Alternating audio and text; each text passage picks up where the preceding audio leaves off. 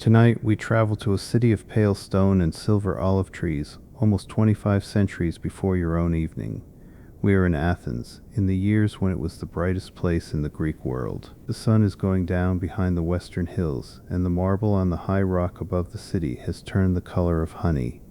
You stand on a low slope outside the walls and let your eyes rest on it all. The Acropolis rises in the center, crowned with temples. Around it the houses spread low and quiet, their flat roofs holding the last of the warmth. Smoke lifts from 100 small hearths and drifts sideways in the soft air.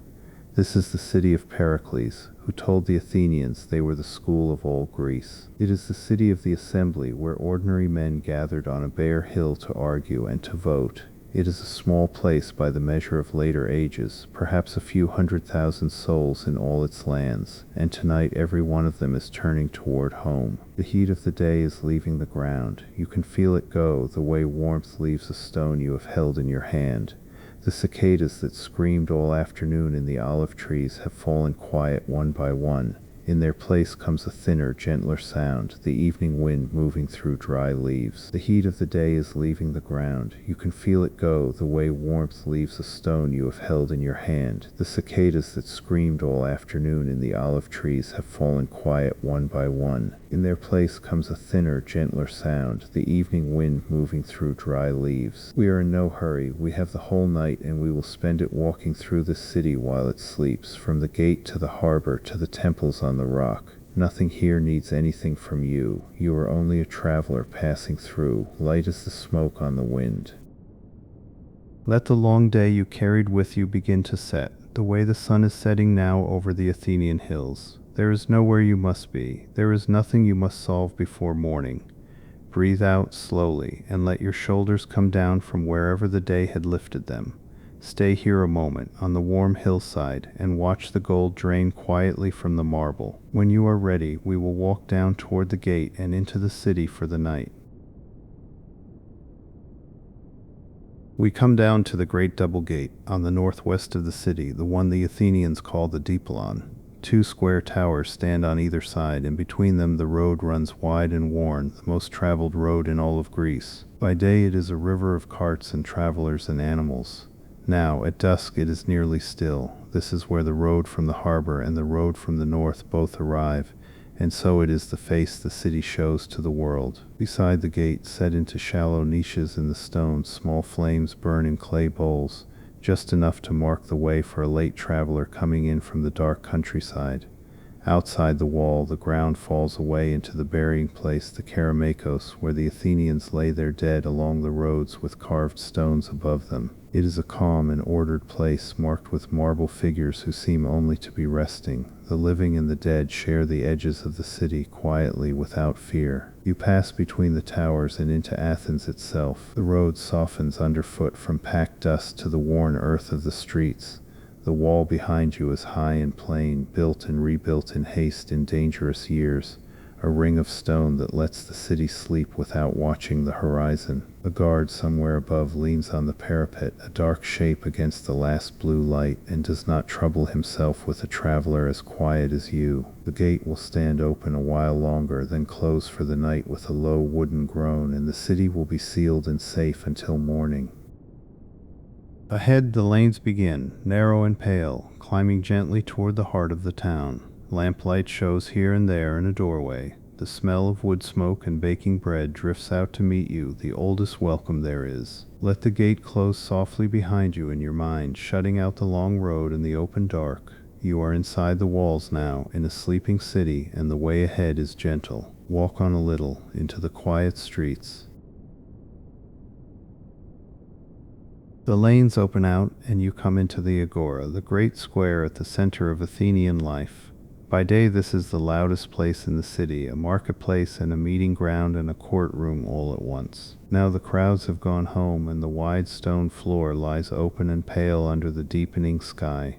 Around the edges stand long covered walks, the stoas, where men shelter from sun and rain. Their rows of columns fade into shadow, and a few lamps burn between them, throwing soft gold across the worn paving. The empty market stalls stand folded for the night, their awnings loose, their tables bare. Here the Athenians do almost everything that matters. They buy fish and figs and oil, they gossip and complain. They serve on juries drawn by lot, and they cast their secret votes. Once a year, if they choose, they scratch a name on a broken piece of pottery and send a too powerful man into exile for 10 years. The word for that pottery is ostracon, and from it we still have the word ostracism. But tonight there are no votes and no quarrels. The tables where the money changers sat are quiet. The well at the corner of the square reflects the first faint star. A cat crosses the open stone without hurry, sits and begins to wash, certain that the whole place belongs to her now. You walk slowly across the center of the square where 10,000 feet pass today, and yours are nearly the only ones. The stone still holds a little of the day's warmth. The columns of the stoas stand around you like a calm, patient crowd that asks for nothing. If you're what a Lamplight Drussian word, ring the thing the fjord here this in the Trigine force, certain that the whole place belongs to her now. You walk slowly across the center of the square where 10,000 feet pass today, and yours are nearly the only ones. The stone still holds a little of the day's warmth. The columns of the stoas stand around you like a calm, patient crowd that asks for nothing. This is the floor of the democracy, the first the world had seen at such a scale, made of nothing grander than ordinary men standing on ordinary stone, deciding together. It is a heavy thing to think about, so let it go for now. Tonight the great square is only a wide, cool, peaceful space under the early stars. Pause here in the middle of the Agora and feel how much room there is around you. The day's business is finished and packed away. Let your own day's business pack itself away too, stall by stall, and grow quiet. Off one corner of the Agora lies the potter's quarter, which gives the Carmicos its name. You step into the open door of a workshop where the day's work has just been set down. The wheel is still. The kiln has gone cold and dark. On the shelves, rows of clay vessels stand drying in the lamplight, waiting for the fire. Athens is famous across the sea for these pots. Her painters cover them in fine black figures on red clay, and later in red figures on black, scenes of gods and athletes in quiet daily life. Ships carry them to Egypt and to the cities of Italy, traded for grain and timber the dry land of Attica cannot grow enough of. You let your eyes move along the shelves. A wine jar with a slim neck, a broad shallow cup for drinking, a tall storage jar as high as your waist, its sides smooth and cool. Each was thrown today by a pair of hands that are now asleep somewhere in the dark streets nearby. A single lamp burns on the workbench, left so the clay does not chill too fast. Its small flame leans and steadies in the faint draft from the door. The light catches the wet sheen on the freshest pots and turns it soft and golden. There is a deep calm in a workshop at night, in tools laid down and work half done and trusted to the morning. Nothing here is hurried. The clay will dry at its own pace. The fire will come when it comes. The hands will return when the sun does. Leans and steadies in the faint draft from the door. The light catches the wet sheen on the freshest pots and turns it soft and golden. There is a deep calm in a workshop at night, in tools laid down and work half done and trusted to the morning. Nothing here is hurried. The clay will dry at its own pace. The fire will come when it comes. The hands will return when the sun does. You breathe in the smell of damp earth and wood smoke and cold ash. It is one of the oldest smells in the world, older than this city, older than Greece. People have shaped wet clay by lamplight for longer than they have had words to write it down. Rest your eyes on the steady little flame on the workbench and the rows of patient pots. There is nothing to finish here tonight. Let your own unfinished things stand quietly on their shelves, trusted to the morning, and step back out into the street. You leave the open square and slip into the residential lanes, and at once the city closes warmly around you. The streets here are narrow, barely wide enough for a loaded donkey, winding between blank house walls of pale mud brick and plaster. They were never planned, only grown, lane folding into lane. The Athenians keep their grandness for their temples, not their homes. From the street a house shows almost nothing, only a plain wall and a wooden door. The life of the family turns inward, around a private courtyard, away from the eyes of the lane. So you walk between quiet walls, and only the doorways give the houses away. Here and there a lamp burns just inside a doorway, and warm light spills out across the threshold onto the worn stones. You hear the small sounds of evening behind the walls, a bowl set down, a low voice, a child quieted, a dog that lifts its head, decides you are nothing, and settles again with a sigh. Overhead, the rooftops nearly meet, leaving a long ribbon of sky between them, deep blue and pricked now with the first bright stars. The lane carries the mixed smells of the city at night, wood smoke and cooking oil, dust still cooling, a breath of jasmine from some hidden courtyard. There is no street to hurry along here, no destination pulling at you. The lane simply leads on, gently turning where the old walls turn. Your feet find the smooth, worn places in the stone where countless feet have found them before. A fingitsir of livre jasmine from some hidden courtyard. There is no street to hurry along here, no destination pulling at you. The lane simply leads on, gently turning where the old walls turn. Your feet find the smooth, worn places in the stone where countless feet have found them before.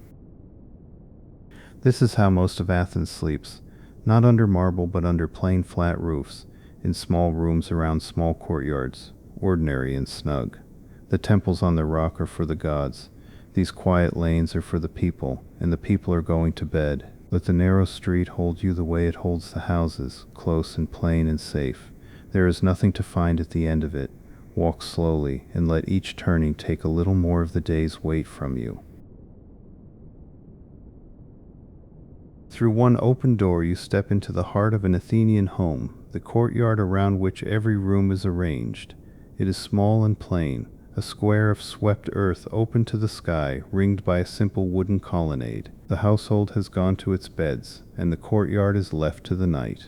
In one corner stands a low stone altar to Zeus, the protector of the household, and beside it a single olive tree, the tree of Athena, sacred to the whole city. A lamp burns by the inner doorway, its small flame steady in the sheltered air.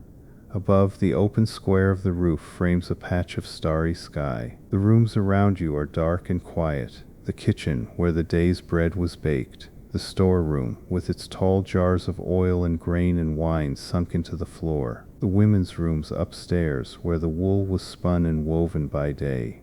All of them rest now around this still, open center. A house like this has no need of luxury to be at peace. Its walls are plain, its floors are earth and stone. But the hearth is warm, the jars are full enough, and the family is gathered safe under one roof. In the old Greek mind, that is what a good life is built from, modest and sufficient and shared. The single olive tree stirs faintly overhead, its narrow leaves turning silver and gray as they catch the starlight.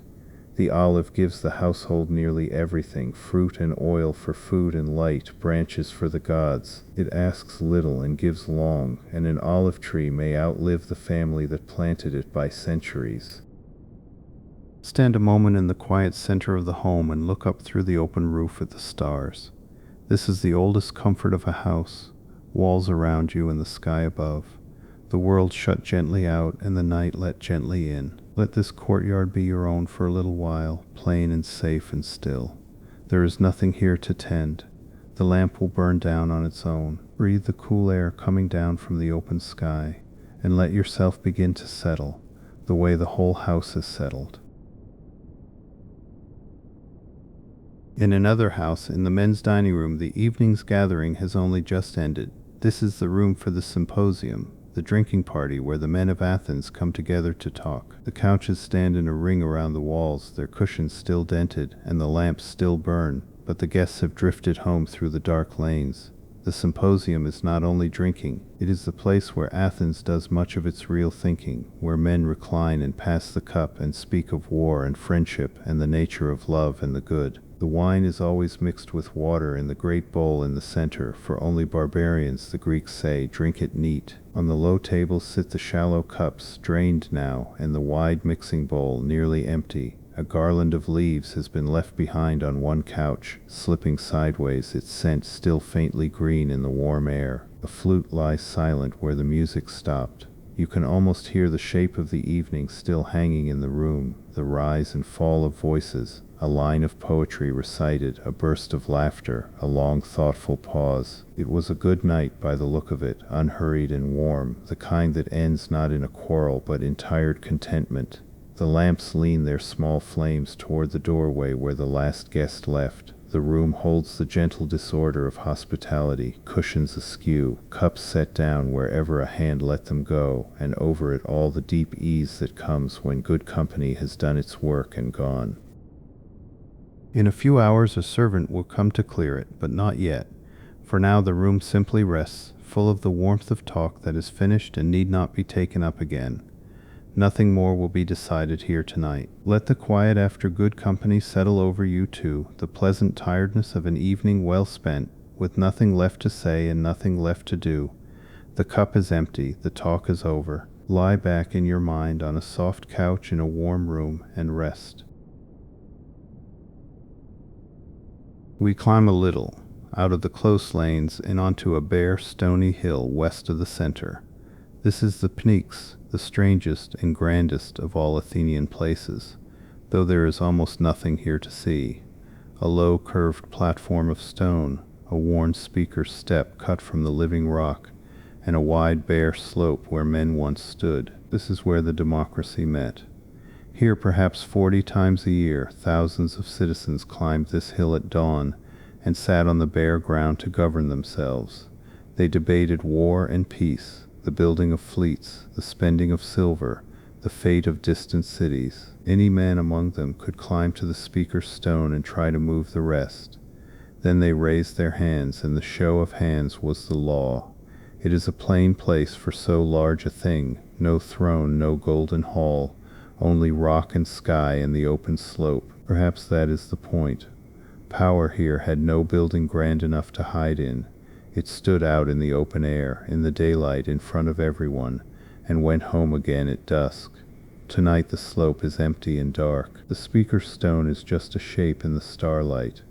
The wind moves through the dry grass where the citizens sat, and below you the whole city lies spread out, its scattered lamps like a low reflection of the sky. You can see almost all of Athens from here, the dark mass of the houses, the pale ghost of the Acropolis floating above them, and far off a hint of the open sea. By day this hill was thunder, 10,000 voices, and a city's whole future in the balance. By night it is one of the most peaceful places on earth. It is good to stand where great and loud things happened, and find them gone so completely quiet. The arguments are all settled now, or forgotten, which in the end comes to the same gentle silence. The hill does not remember them, it only holds the wind and the stars. Sit down in your mind on the cool bare rock where the citizens sat, and look out over the sleeping city. Nothing is being decided tonight. Let your own arguments, the ones you carried in with you, grow quiet too on this dark and open hill. Coming down from the hill, you pass along one of the great stoas at the edge of the Agora, a long covered walk roofed in tile and held up by a double row of columns. By day it is full of idlers and merchants and men sheltering from the heat. By night it is one long quiet corridor of stone and moonlight. The columns march away from you into shadow, evenly spaced, each one a smooth pale shaft swelling slightly at its middle, so that to the eye it stands perfectly straight and alive. The Greeks learned that a truly straight column looks pinched, and so they carved a gentle curve into it, a subtlety you feel more than see. The moon has risen now, and it falls between the columns in soft pale bars across the floor. Light, shadow, all the way down. A few lamps burn low between the pillars, warm against the cool silver of the moon. The two lights meet and mingle on the worn stone. These long porches are where Athens does much of its unhurried thinking. Years from now a teacher named Zeno will walk and talk beneath a painted stoa, and from that porch his whole philosophy will take its name, the Stoics, the people of the porch, who teach men to meet the world with a calm and steady mind. Tonight there is no teacher and no crowd, only the long rhythm of the columns and the slow bars of moonlight. Your footsteps are soft and even on the smooth floor.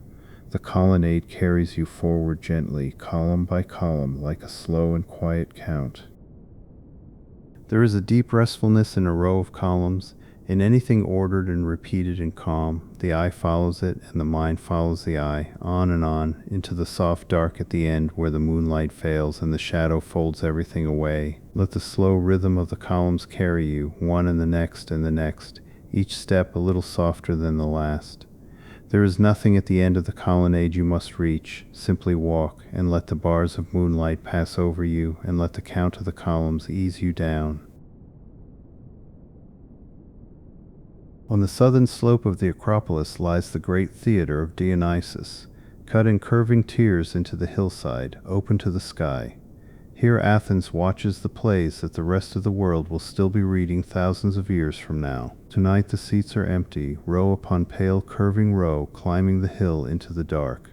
This is where the tragedies were first performed, the works of Aeschylus and Sophocles and Euripides, in great festivals that lasted for days. The whole city came, tens of thousands of citizens seated on this hillside in the open air, watching the old stories of gods and fated men unfold below them as the sun crossed the sky. The performance space is a simple circle of beaten earth at the foot of the seats where a chorus once danced and chanted. Behind it stands a low stage building, plain in the moonlight. There were no lights but the sun, no curtain, no roof. Only the actors in their great masks, the chorus, and the listening city. Tragedy was a kind of public dreaming. The Athenians gathered to watch terrible and beautiful things happen to others, to fear and to pity, and then to go home through these same streets, somehow lighter for it. They believed that watching sorrow together in the open did the soul good. Now the great bowl of seats is silent. The moon lays its pale light across the empty tiers, and the round dancing floor lies still. The only chorus tonight is the wind in the dry grass at the edges of the highest seats, and the small dry sound of it is enough. Climb a little way up the empty rows and sit, looking down at the silent stage and up at the crowded stars. Every story that was ever told here has long since ended. The actors took off their masks and went home. The city wept and laughed and was comforted and slept. Let the great quiet theater hold you the way it once held the whole watching city, open and calm beneath the sky. There is no play tonight, nothing to follow, nothing to feel. Only the empty seats, the still stage, and the slow wheel of the stars. Rest here a while. Avir Shurjur for Hovri. Across the Agora, on a low rise to the west, stands a temple so finely made that it will survive almost whole into your own age. It belongs to Hephaestus, the smith god of fire and craft, fitting patron for this quarter of metal workers and potters. Tonight it stands alone above the sleeping market, pale and perfect in the moonlight. It is built in the Doric manner, the older and plainer of the Greek styles, all strength and clean proportion. A ring of fluted columns surrounds it, each grooved from top to bottom with shallow channels that catch the moon and divide its light into soft vertical threads. There is no ornament here that is not also structure. The Greeks of this age have found something in stone that few peoples have matched, a sense of measure, of one part answering another, so that the whole building feels less like a thing made than a thing grown, inevitable and at rest. You could not move a single column without the eye knowing it was wrong. By day the temple is busy with the small rituals of the city. Now it keeps a deeper silence. The doors are closed. The god is within, in the dark, and the columns stand around him like a guard that never tires and never moves. Moonlight pools on the steps and runs along the smooth flutes. A few low shrubs grow around the base, and the dry grass whispers when the wind crosses the rise. An owl, the bird of Athena, calls once from somewhere in the dark and falls silent. The sound seems to belong to the stone, an old and patient voice. There is a particular peace in a thing made as well as it can be made and then left alone to stand. The temple needs nothing from you, no admiration, no understanding. It has stood through the heat of the day and will stand through the cold before dawn, balanced and calm and complete. Walk slowly around the moonlit columns and let your eye rest on their quiet order, one and the next and the next. Let the temple's deep stateliness become your own for a while, nothing missing, nothing to add, only a calm and finished thing standing under the stars. Now we begin to climb. A broad ramp of worn rock rises from the city toward the great rock of the Acropolis, the high place that has been the heart of Athens since long before the Athenians could write. At its top stands the Propylaea, the marble gateway that guards the way to the temples above. It is a grand and complicated thing, this gate, ranks of tall columns and a wide stair, marble laid on marble with enormous care. The Athenians built it in the same proud years they built everything on the rock, when the silver of the empire flowed into the city and Pericles spent it on stone that would outlast them all. You climb slowly, step by worn step, and the city sinks away behind and below you. The higher you go, the quieter and wider the world becomes. The close, warm smells of the lanes thin into clean night air, cool and dry, scented faintly with wild thyme from the slopes. At the top, the great gateway frames the dark sky ahead. Its columns rise pale on either side, and moonlight floods the steps between them. Pass through, and you are no longer quite in the everyday city. You have crossed from the place of men into the place of the gods, and the air itself seems to know it. At the top, the great gateway frames the dark sky ahead. Its columns rise pale on either side, and moonlight floods the steps between them. Pass through, and you are no longer quite in the everyday city. You have crossed from the place of men into the place of the gods, and the air itself seems to know it. This is sacred ground, the most sacred in Athens. Once a year in high summer, the whole city climbs this ramp in a great procession, the Panathenaic festival, carrying a new woven robe to the goddess, with music and animals, and the young men of the city on horseback. Tonight the way is empty, and you climb it alone. Behind you, through the columns of the gate, the whole sleeping city is spread out small and dark, its few lamps glittering. Ahead, on the flat summit, the great temples wait in the moonlight. You stand for a moment in the gateway, between the two, neither below nor yet above. Take the last steps gently and pass through the great gate into the high quiet. Leave the city and its day down there behind you in the dark. Up here there is only stone and moonlight and the slow stars, and a stillness as old as the rock. Walk on into it. Beyond the gateway, on the flat crown of the rock, stands the temple that the whole world will one day know simply as the Parthenon, the great house of Athena the maiden, protector of the city. In the moonlight it seems less built than carved from a single block of light. You stop at the sight of it, and for a moment there is nothing to say. It is new in this age. The marble is still bright, the carving still crisp, the colors on its high friezes not yet faded by the centuries. The Athenians raised it in only 15 years, the architects Ictinus and Calycrates working stone of a whiteness brought from the quarries of nearby Mount Pentelicon, marble that warms to honey in the sun and silvers under the moon. A double row of tall columns runs all the way around it, and like the columns of the lower city they are subtly alive. Not one line in the whole building is truly straight. The platform swells gently upward at its center. The columns lean a hair inward. The corner columns stand a little thicker. Every correction is invisible, and together they make the temple breathe. The Greeks did this so that the eye which lies would be told the truth, so that the temple would look perfectly straight and balanced precisely because it is not. It is one of the quiet wonders of the world, a building shaped to fit the way human seeing works, made beautiful by understanding the watcher. Tonight the moon does the work the sun does by day, pouring down the long flank of columns, finding every shallow flute, laying soft shadow between the shafts. The temple stands on its high rock above the dark city like a lantern that gives no light of its own and somehow glows all the same. You walk slowly along its great side, column after column passing, the marble cool and faintly luminous beside you. There is no door open, no right to witness.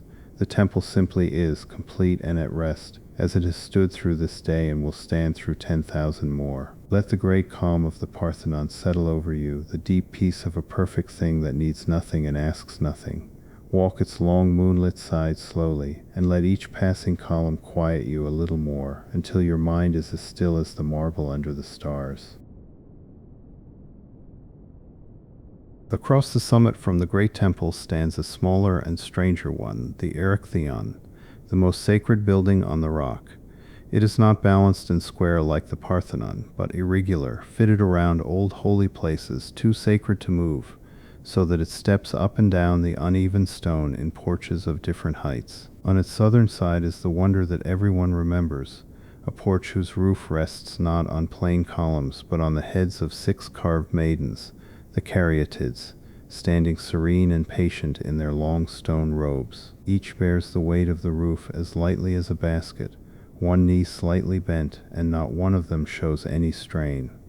They have stood so, holding the roof up, all day, and they will stand so all night. Here the oldest stories of Athens are kept.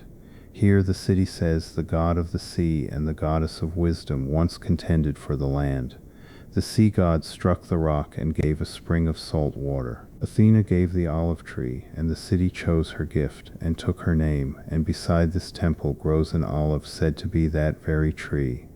You find the old olive in the dark beside the porch, low and gnarled and silver, far older than any of the marble around it. Whatever the truth of the story, the olive is real, and it has fed and lit and blessed this city for longer than anyone can count. Its leaves stir faintly, turning their pale undersides to the moon. The 6 stone maidens look out over the dark summit, calm and unwearied. There is something deeply comforting in them, in the ease with which they carry their heavy roof, as if a burden borne gracefully and shared becomes no burden at all.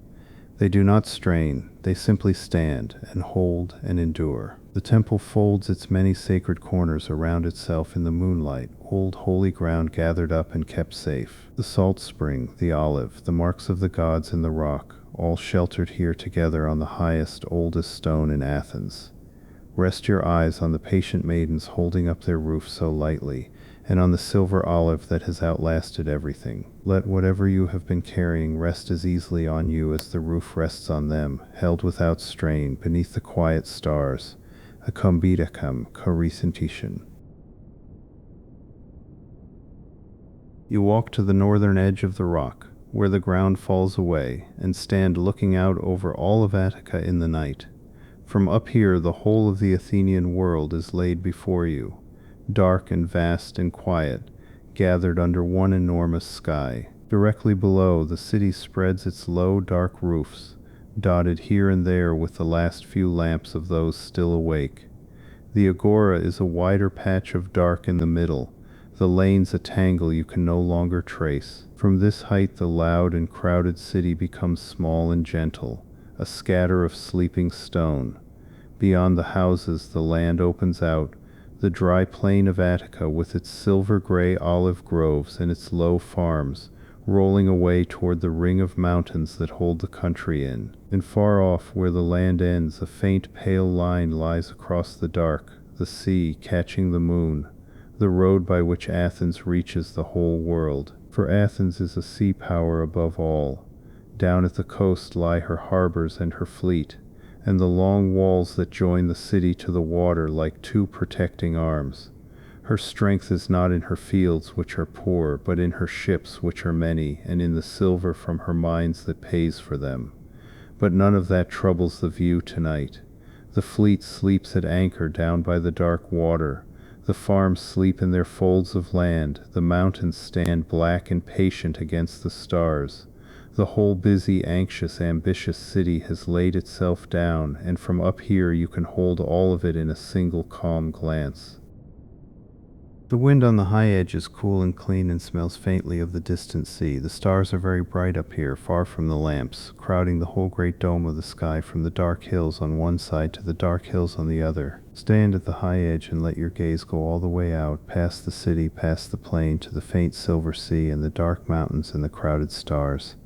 Let yourself feel how small and safe the whole sleeping world looks from here, and how much quiet there is in it, more than enough to rest in. We come down from the rock at last, out through the great gate, and along a quiet road that leads beyond the city walls to a grove of olive trees the Athenians call the Academy. It is an old sacred wood, planted with olives and watered by a stream, a green and shaded place where men come to walk and to exercise and more to think. Here, in years not far from this night, a man named Plato will gather his students among these very trees, and the name of this grove will become the name for places of learning in every language for thousands of years. An academy anywhere in the world will trace its name back to this quiet wood outside Athens.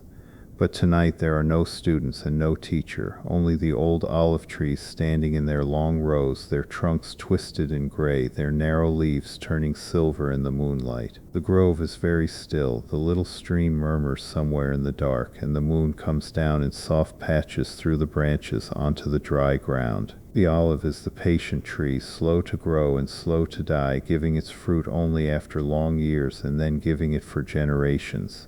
It suits a place of thinking, this tree that takes the long view, that measures time in lifetimes and is in no hurry about anything. A low stone wall runs along the edge of the grove, and a small plain shrine stands among the trees to a local hero or a god of the place. The grove has been holy far longer than it has been famous, a cool green refuge just beyond the dust of the city, where the air is soft and the mind grows quiet. You walk slowly between the old trees, and the moonlight and shadow move gently over you as the branches stir. There is nothing here to learn tonight, no argument to follow, no lesson to hold. The grove asks only that you walk in it slowly and breathe its cool green air. Let the patient old olives stand around you, in no hurry, taking the long view of everything. Let the little streams murmur fill your ears, and the soft broken moonlight rest your eyes. Walk on among the silver trees, slower and slower, into the deep calm of the sacred wood. Back within the walls, in a small quiet courtyard under a spreading fig tree, a single lamp still burns on a stone bench, left by someone who sat late and talked. In these years the streets of Athens are full of such late talk, for this is the city of Socrates, the barefoot old man who stops people in the Agora and asks them what they think they know. He builds nothing, writes nothing, charges nothing. He only asks questions, gently and stubbornly, until the certain man discovers he is not so certain after all, and the two of them stand together in honest puzzlement, which Socrates thinks is the beginning of wisdom. The wisest man, he says, is the one who knows how little he knows. Tonight he is not here, only the bench where such a conversation might have ended, and the small lamp burning down beside it.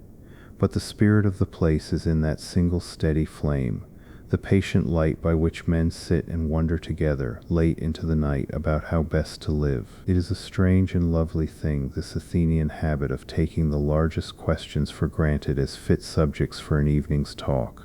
What is justice? What is courage? What is a good life? They turn these over by lamplight the way other people discuss the weather without ever expecting to finish. The fig tree stirs overhead, dropping a leaf now and then onto the worn stones. The lamp leans and steadies. The dark city lies all around beyond the low wall, asleep, while in a few courtyards like this one a small light still burns over an unfinished thought. You need not finish any thought tonight either. The great questions will keep. They have kept for as long as there have been people to ask them, and they will be here in the morning, patient as the fig tree, asking nothing of you now but that you rest. Sit in your mind on the worn stone bench beside the small steady flame under the dark fig tree, and let your own unanswered questions grow quiet and patient. There is nothing to conclude. Let the little lamp burn low, and let your thoughts settle and slow towards sleep. We follow the long road down to the coast, between the high protecting walls, to the Harbour of Piraeus, where the real power of Athens floats at rest on the dark water. This is the busiest port in all of Greece, and tonight it is hushed, the great fleet sleeping at its moorings under the stars. The road we walked is itself one of the wonders of the age, the long walls, two parallel ramparts that run all the way from the city to the sea, so that Athens and its harbor are joined into one and can never be cut off from the ships that feed and defend them. To walk between them at night is to walk down a long dark corridor with the stars for a roof. At the bottom the harbor opens out, a wide calm basin ringed with stone quays. Along the water the merchant ships lie at rest, their sails furled tight, their masts bare against the sky. Lamps burn here and there along the quay, and each one lays a long wavering line of gold across the black water. Grain comes through here from far away, from Egypt and from the lands around the distant Black Sea, for Attica cannot feed itself and lives by trade. Timber, metal, hides, fish, wine, the wealth of half the known world passes over these stones by day. By night it all lies still in the warehouses, and only the water moves. The sea is very calm tonight. It breathes against the quay in long, slow swells, lifting and lowering the dark hulls a hand's width and no more. With a soft creak of wood and rope, the masts sway gently, just enough to rock a sleeping sailor in his bunk below. The smell here is different from the city: salt and tar and seaweed and old wood, the clean, strong smell of the working sea. The air is cooler by the water, and the lamps along the quay throw their soft moving light over the wet stones. Walk slowly along the quiet quay above the dark, breathing water, and let the slow lift and fall of the moored ships set the rhythm of your breath. The great fleet sleeps. The wide world's trade sleeps with it. Let the soft creak of wood and the long, slow swell rock you gently toward your own rest. Drawn up close along the inner quay lies a single warship, longer and leaner than the merchant vessels, a trireme, the ship on which all the power of Athens rests. By day driven by 170 oarsmen and 3 banks, it is the swiftest and deadliest thing on the sea. Tonight it lies still and dark, its oars shipped, its bronze ram dim beneath the water. These narrow ships won the freedom of Greece. A generation ago, in the straits at Salamis, the Athenian triremes met a vast invading fleet and broke it, and the great empire that came to swallow them turned and went home. The men who rowed those ships were ordinary citizens, the poorest among them, and so the fleet became the foundation of the democracy as much as of the defense. You walk slowly along the great length of the hull, low and sleek beside the quay. Up close it is all clean lines and light, strong build, a thing made to slip through water with as little weight as possible. The 3 rows of oar ports run the length of the side, dark and empty now, the long oars stacked within. It takes a strange harmony to drive such a ship, 170 men pulling as one, in time to a piper and a caller, each stroke a single shared breath. There is no room in a trireme for the proud or the solitary. It moves only when everyone moves together, and perhaps that lesson sank deeper into Athens than anyone meant. Tonight there is no stroke and no caller. The great oars are still. The ship rocks the smallest amount against its ropes, a slow, easy motion. The bronze ram dipping and rising under the black water with the breathing of the sea. The mast stands bare against the stars, and the furled sail is a pale shape lashed along the deck. The whole deadly beautiful machine of it is at rest, harmless as a sleeping animal, its 170 empty benches waiting quietly for a dawn that is still hours away. Walk the long still length of the ship and let its low easy rocking carry you, the slow dip and rise of the ram under the dark water. The oars are stacked, the rowers are asleep. The whole great effort of it has been laid down for the night. Let your own effort be laid down beside it and rest. Beyond the harbor mouth, out on the open water, a few small fishing boats lie at anchor in the dark, each with a single small flame burning at the bow. The fishermen are the first to rise in this city, and among the last to truly rest, working the calm hours before dawn when the fish come up toward the light. From the quay you watch their little lamps far out on the black water, perfectly still, each one doubled by its reflection so that it seems to hang in a small pool of gold in the middle of the dark. They barely move. The sea out there is glass tonight, holding the stars almost as clearly as the sky. It is patient work, the fishing, old as the city and older.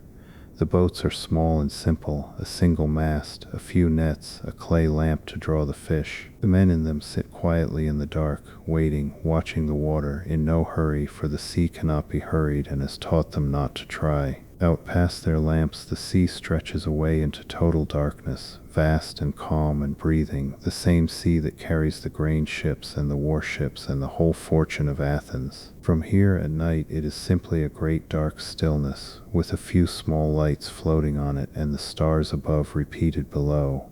The sound that reaches you is the gentlest there is, the soft lap of small waves against the stones of the quay, slow and even, never twice quite the same and never really different. Under it fainter, the long deep breathing of the open sea beyond.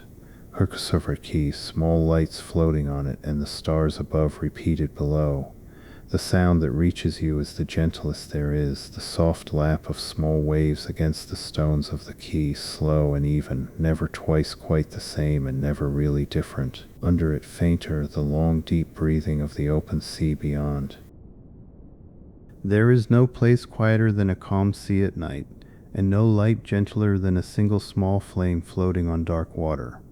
The fishermen keep their patient watch, and the city sleeps behind them, and the stars wheel slowly over both. Let your eyes rest on the small still lamps far out on the glassy water, each in its little pool of gold, and let the soft slow lapping of the waves fill your ears.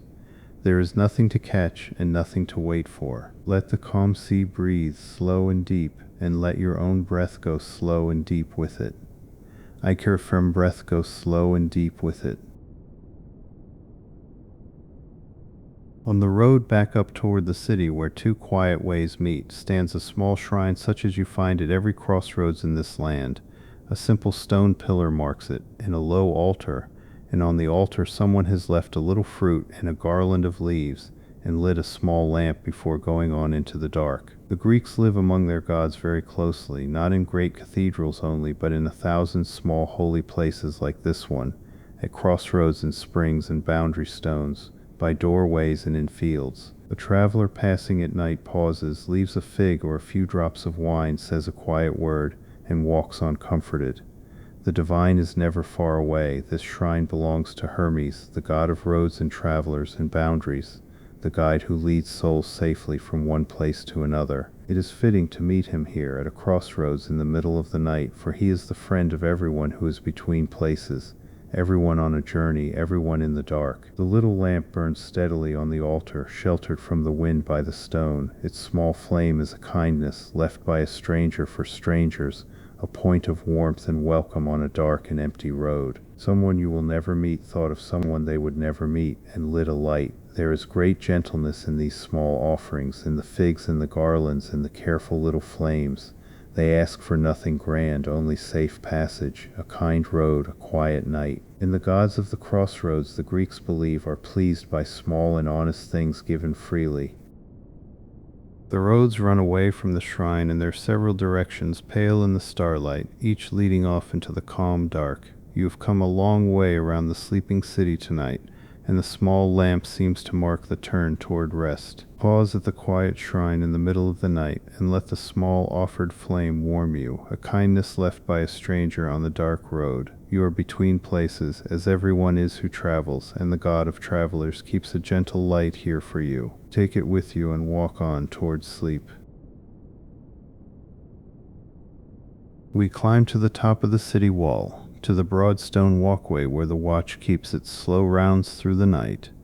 On one side lies the sleeping city, dark and close and dotted with the last few lamps. On the other lies the open country, the dim plain rolling away to the mountains under the stars. The wall runs between them, calm and sure.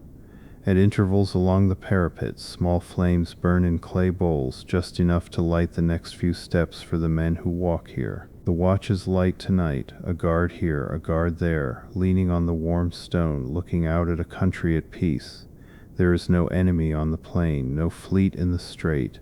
The walls keep their long habit of vigilance over a quiet land. It is a comfortable thing, a wall, when you are inside it. All night, without a thought from anyone, it stands its ground around the city, taking the wind and the dark upon itself so that the lanes within can sleep. The people in their courtyards never think of it, and that is the whole point. The wall does the watching so they need not. From up here you can hold both worlds at once, the safe dark within and the wide dark without, divided by this single line of patient stone. The lamps of the city below and the stars of the sky above seem to answer each other across the dark, and the wall lies between them, neither one nor the other, simply holding. A guard nods to you as you pass, a fellow keeper of the late hours, and says nothing, for nothing needs saying. The two of you share the deep ease of a quiet watch on a peaceful night, when the only task is to be awake a while longer in the dark while everyone else sleeps, and to feel the slow turn of the night toward morning. The wind moves along the top of the wall, cool and steady, carrying the mixed smell of the city and the country, wood smoke and wild thyme. The small flames lean and steady, the stars wheel slowly overhead, a little further along their nightly road than when we began. Walk slowly along the top of the safe old wall, past the small steady flames, with the sleeping city on one hand and the quiet country on the other. Everything within is guarded, everything without is calm. Let the patient wall keep its watch, and let yourself at last stop keeping yours. We climb once more, away from the walls, up the dry slopes of one of the hills that stand around Athens, to where the herders keep their flocks at the edge of the city. Up here the lamps fall away below, and the stars come fully into their own, crowding the whole black dome of the sky from horizon to horizon. A small flock of sheep lies at rest among the rocks in the low scrub, pale silhouettes folded down upon themselves, breathing slowly in the dark. A herder sleeps somewhere near them, wrapped in a rough cloak, trusting the calm night and the patient dog to keep them. The animals are utterly still, at ease in the cool, dry air. On a rock nearby an owl is perched, round-eyed and silent, the bird of Athena herself. So closely is the owl tied to the goddess and her city that the Athenians stamp it on their silver coins, and those coins, the owls, are trusted and used across the whole of the known world. To carry an Athenian owl is to carry a piece of this hill in your purse. The owl turns its head, blinks its great eyes once at the sleeping city, and is still again. Now and then it calls, a soft low note that carries far in the quiet and then world. To carry an Athenian owl is to carry a piece of this hill in your purse. The owl turns its head, blinks its great eyes once at the sleeping city, and is still again. Now and then it calls, a soft low note that carries far in the quiet, and then folds the silence back around itself. It is the perfect creature for this hour, awake and calm in the dark, watching over everything, troubling nothing. From up here the city is very small and very dear, a low scatter of dark roofs and dying lamps cupped among its hills, with the pale rock and its temples floating above. All the day's noise, all the votes and quarrels and trade and talk, has sunk down into this small soft glow, and the great quiet of the hills holds it gently. The air on the hilltop is cool and clean, and smells of dry thyme and dust and sheep. The stars are very near. A faint breeze moves over the scrub, and the sheep breathe, and the owl keeps its silent watch, and far below the city sleeps on. Lie back in your mind on the warm, dry ground of the high hillside, with the resting flock near you and the owl on its rock and the whole crowded sky above. The city is small and safe below. The night is wide and calm around. There is nothing left to climb. Let the bright stars hold your gaze, and let your eyes grow heavy beneath them. We come down off the hill and back into the lanes, and find them darker now than when we left them. The hour has grown deep, and one by one the lamps of Athens have gone out. The doorways that glowed warm when we passed before are dark now, their flames pinched between thumb and finger, their households long asleep. Only here and there does a single lamp still burn, the last in its street, and even these are sinking low, their flames small and steady, the oil nearly spent. The light they throw across the worn stones is faint and golden and will not last the night. Soon they too will gutter and go dark, and the lane will be given over wholly to the stars. There is a particular tenderness in the last lamp in a sleeping street, in a single small flame keeping its post while all the others have surrendered to the dark. Perhaps someone waits up for a traveler. Perhaps a child would not sleep without it. Perhaps it was simply forgotten and burns on faithfully for no one, doing its small work to the end. The houses stand close and dark on either side, breathing the slow, deep breath of a sleeping family. Behind the plain walls and the wooden doors, the whole city has laid itself down in its small rooms around its small courtyards, under its plain flat roofs, and let the day go. The ribbon of sky between high rooftops is crowded with stars now, and the moon has moved far across it since we entered the gate so long ago. The night is past its middle and bending slowly toward the morning that is still some hours off, in the cool, deep stillness that lies at the very bottom of the night. You walk the darkening lane slowly past the last few sinking flames, and feel the whole sleeping city around you like a warm and breathing thing. There is nowhere left to go tonight. The walk is nearly done. The lanes lead gently down toward rest. Let the last small lamps sink low as you pass, one by one, their work nearly finished as yours is. There is nothing left to light your way to, nowhere left you need to reach. Let the warm dark of the sleeping city fold around you, and let your own last small light burn low and lower toward sleep. We come to rest at the edge of the city as the night reaches its deepest, stillest point. It is the hour before dawn, when even the fishermen have not yet stirred and the last lamps have gone out, when the whole world seems to pause and hold its breath in the cool dark before the turning of the day. The Acropolis stands above the sleeping city, no longer silver now, but only a darker shape against a sky that is very faintly beginning to change. Along the eastern hills, so faint you are not sure at first that you see it, the deep blue of the sky is thinning toward the palest cool gray. Dawn is still far off, but it has begun, somewhere beyond the mountains, to come. This is the quietest moment of the whole night, deeper even than midnight, the still point at the bottom of the dark. The air is at its coldest and clearest. No bird yet sings. The city lies utterly silent below, every soul asleep, and the great temples keep their patient watch over them all, as they have through the whole long night. Soon, but not yet, the gray will spread and warm. Soon the first bird will try a single note and fall silent, then try again. Soon the fisherman will turn for home, and a first thread of smoke will rise from a first rekindled hearth, and the city will begin slowly to wake. But all of that is still ahead, gathering quietly beyond the hills. I komikushni, my komikushni munner first, as they have through the whole long night, as they have through the whole long night. Soon, but not yet, the gray will spread and warm. Soon the first bird will try a single note and fall silent, then try again. Soon the fisherman will turn for home, and a first thread of smoke will rise from a first rekindled hearth, and the city will begin slowly to wake. But all of that is still ahead, gathering quietly beyond the hills. For now there is only the deep, cool stillness, the dark temples on the dark rock, the faint promise of gray along the edge of the world, and the whole city sleeping safe between them. Nothing is asked of this hour but to be still, and the city and the rock and the sky are all wonderfully, perfectly still.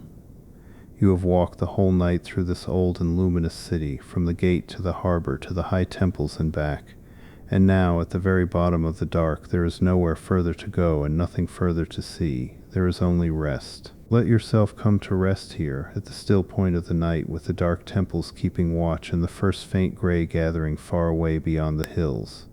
The long walk is over. The whole city sleeps. Let the deep, cool quiet of the hour before dawn settle all the way through you, and let go. And then so slowly that you cannot catch the moment it begins, the dawn comes. The pale gray along the eastern hills warms to gold and rose, and the first true light of the sun reaches across the plain of Attica and touches the very tops of the temple columns on the high rock, and the marble that was silver all night begins faintly to glow. The light comes down the columns slowly, finding the tops first, and sinking gradually toward their bases, turning the pale stone the warm color of honey as it goes. The Parthenon, which floated all night like a cool ghost above the city, begins to fill with the day's first warmth, column by column, as if it were waking too. Below, the city is still in cool blue shadow, but its edges are beginning to catch the light. A first thread of smoke rises somewhere from a rekindled hearth. A bird sings clearly now, and another answers. The fishermen are turning their small boats toward home. Athens, the bright city, is beginning her day as she has begun 10,000 days and will begin 10,000 more. You have seen the whole turn of it now, dusk to dark to the deep still bottom of the night, and up again into this first gold light. The gate, the market, the homes, the temples, the harbor, the hills, the long dark middle of it, and now the slow and certain dawn warming the marble on the rock. The night is complete. There is no need to stay for the full day. The city will fill again with its noise and its trade and its arguing and its glory, and that is its business, not yours.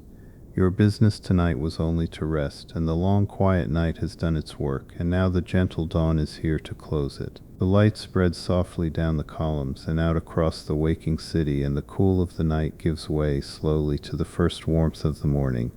The temples glow, the birds sing, the old bright city greets another day, calm and unhurried and sure. Let the soft gold light come down the marble columns in your mind, slow and warm, and let it find you already deeply at rest. The night is over, the city is safe. There is nothing more to walk and nothing more to see. Sleep now, traveler, in the first warm light of an Athenian dawn. Good night.